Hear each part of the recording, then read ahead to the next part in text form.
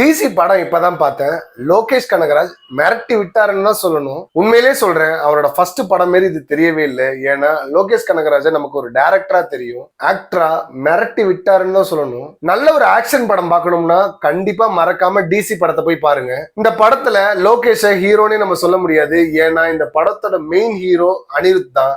ஏன்னா மியூசிக் எல்லாமே மிரட்டி விட்டாப்லன்னு தான் சொல்லணும். இந்த படத்தை பாக்குறப்பே அடுத்து என்னென்ன வரப்போகுதுன்றது தெரியும். ஆனா அது தெரிஞ்சாலுமே இந்த படத்தை போர் அடிக்காம சூப்பரா கொண்டு போயிருக்காரு டைரக்டர்.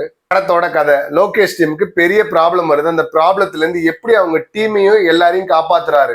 சும்மா காப்பாத்தலங்க, ரொம்ப வயலன்ஸோட காப்பாத்துறாரு. அதுதான் இந்த கதையே. நல்ல ஒரு வயலன்ஸ் படம் பார்க்கணும்னா தயவு செஞ்சு இப்பவே போய் தியேட்டர்ல டிசி படத்தை பாருங்க.